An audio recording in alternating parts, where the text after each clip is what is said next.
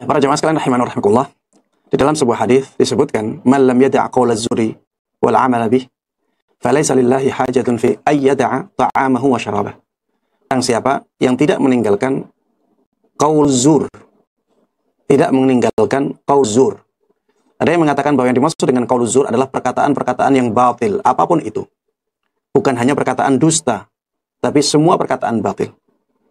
Dan dia juga tidak meninggalkan perbuatan-perbuatan yang batil. Falaysa lillahi hajatun fi ay yada'a ta'amahu wa syarabah. Maka Allah tidak butuh dengan amalan dia berpuasa. Amalan dia meninggalkan makan dan minumnya itu tidak dibutuhkan oleh Allah Subhanahu wa taala. Maksudnya Allah tidak akan ngasih dia pahala. Para jemaah sekalian rahimani wa rahimakumullah, ini berkaitan dengan pahala, tidak berkaitan dengan hakikat puasa.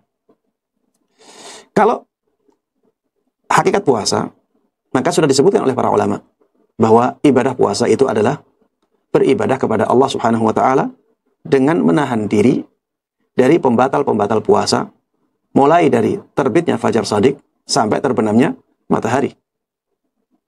Ini hakikat puasa. Setiap orang yang mewujudkan hakikat puasa ini dengan ikhlas dan sesuai dengan tuntunan, maka hakikat puasanya, maka puasanya dianggap sah. Ya, puasanya dianggap sah. Tapi puasa yang sah itu belum tentu mendatangkan pahala. Puasa yang sah belum tentu mendatangkan pahala. Bisa jadi pahalanya tidak ada, padahal puasanya sah. Ini seperti sholat ya. Sholat itu bisa saja tidak mendatangkan pahala.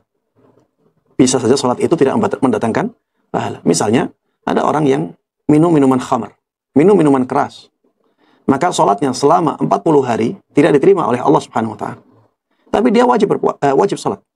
Sholatnya selama 40 hari tidak diterima oleh Allah, tapi dia wajib sholat. Sehingga sholat yang dia lakukan itu sholat yang dianggap sah apabila memenuhi syarat rukunnya. Tapi sholat tersebut tidak mendatangkan pahala. Jadi bedakan antara pembatal puasa dengan pembatal pahala puasa. Bedakan antara pembatal sholat, pembatal ibadah sholat dengan pembatal pahala sholat.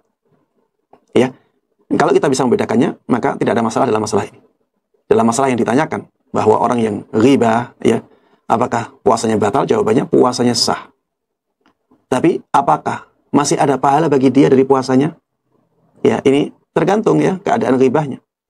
Kalau misalnya ghibahnya sangat banyak, ya, yang akhirnya menghilangkan pahala puasanya sama sekali, ya, kita katakan puasanya tidak ada pahalanya. Kalau ghibahnya ringan, ya, mungkin tidak menghabiskan pahala puasa semuanya. Mungkin sebagian besar pahala puasanya hilang, tapi masih ada pahala sebagian. Ya, bisa jadi. Ya, intinya bedakan antara pembatal ibadah puasa dengan pembatal pahala ibadah puasa. Ya, wallahu ta'ala.